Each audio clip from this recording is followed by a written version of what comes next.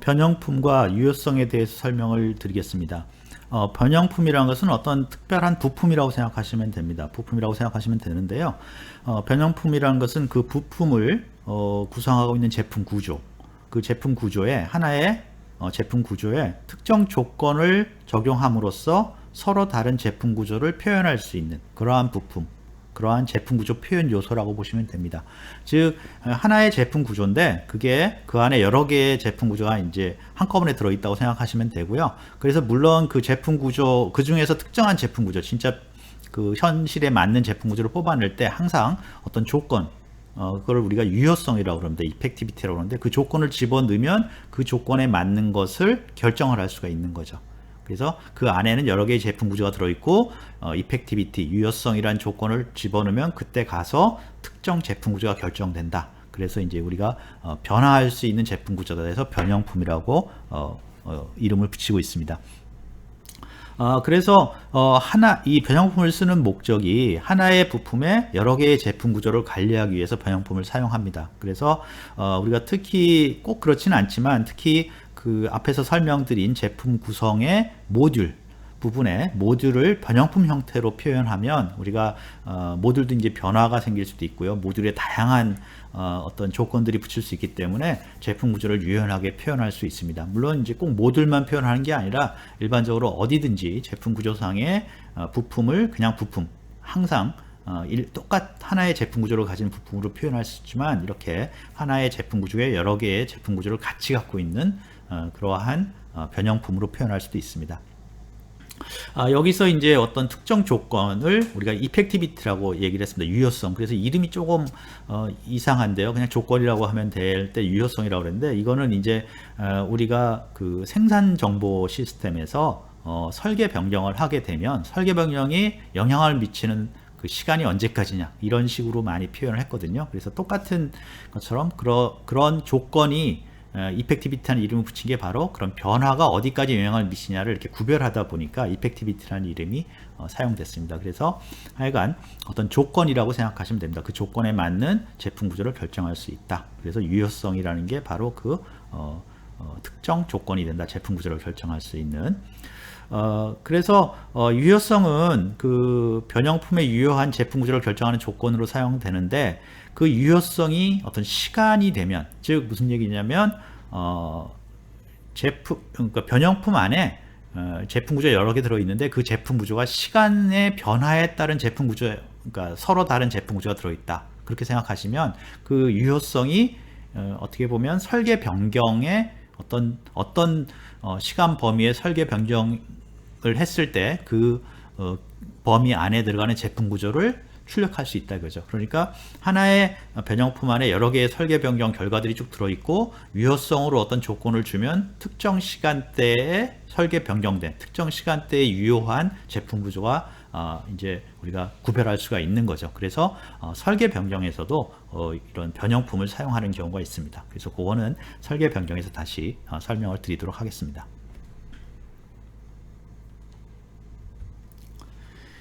자, 그러면 변형품하고 유효성을 예를 가지고 한번 이제 살펴볼 텐데요. 거기 로터라는 이제 제품이 있습니다. 로터라는 뭐 제품 또는 부품이 있는데요. 로터가 이제 구름으로 표시되어 있죠. 이게 변형품이라는 의미입니다. 그래서 로터가 변형품인데 로터 아래에 이제 제품 구조를 보면 두 개가 있습니다. 하나는 로터 1이 있고 로터 2가 있죠. 그래서 이게 같은 부품 안에 들어있는 제품 안에 들어있는 같은 부품이 아니라 사실 로터라는 독립된 부품, 로터 2라는 독립된 부품입니다. 그런데 거기 보면 그 제품 구조가 이렇게 나눠지면서 로터 1으로 나눠지고 로터 2로 그 로터라는 거 아래 하위 부품처럼 있으면서 거기에 이펙티비티가 1에서 99, 그 다음에 로터 2 쪽으로는 100에서 현재까지라고 이렇게 표현되어 있습니다. 이거는 이제 호기수 유효성인데요. 그 제품 구조는 그러니까 로터하고 로터 1의 제품 구조는 언제 유효하냐면 호기수가 1에서 99까지일 때 그 사이일 때 유효하다 그렇습니다. 호기수라는 것은 뭐 1호기 처음 만든 것, 두 번째 만든 게 2호기, 3호기에서 1호기부터 99호기까지는 로터 1 쪽 제품 구조가 유효하다 그런 뜻이고요.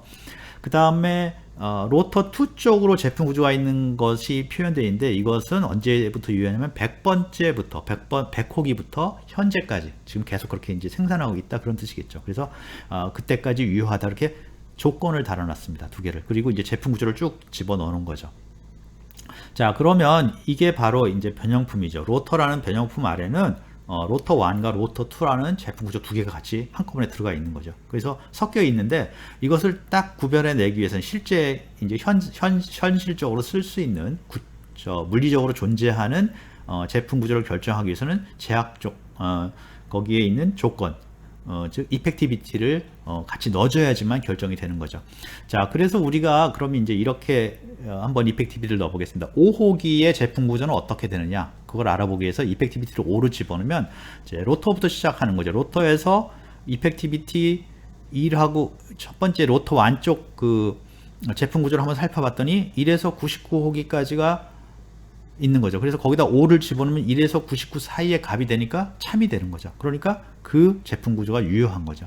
그래서 5라는 이펙티비티 5 조건을 가지고 이 변형품에 적용하면 로터1은 우리가 그 유효한 게 되는 겁니다.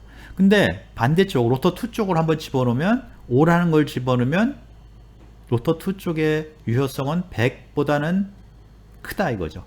100에서 크거나 같고 뭐 더 큰 숫자가 되겠죠. 그러니까 맞지 않는 거죠. 그래서 이쪽은 유효하지 않은 게 됩니다. 그래서 결과적으로 이펙티비티 5로 전개를 하면 이펙티비티 5를 집어넣으면 로터 1이 나오죠. 그래서 로터 1은 핀, 샤프트, 그 다음에 펜 1, 첫 번째 펜 1이라는 부품으로 이루어진 로터 1이 나오죠.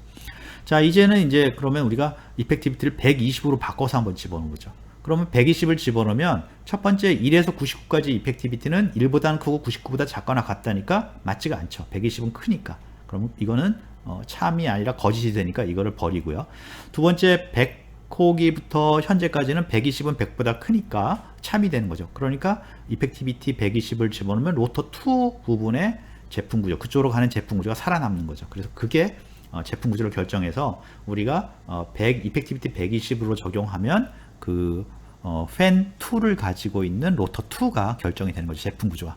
이런 식으로 하나의 로터라는 제품 구조 안에 이런 두 개의 로터 1, 로터 2라는 제품 구조가 같이 들어있고 그거를 결정해 내는데 특정한 어떤 로터를 결정할 때의 이펙티비티, 유효성을 집어넣어서 결정할 수 있는 그런 것이 이런 체계가 이런 로터의 표현 방식이 바로 변형품이고 우리가 거기에 유효성을 이펙티비티를 유효성을 호기수별로 집어넣어서 결정을 한 거죠.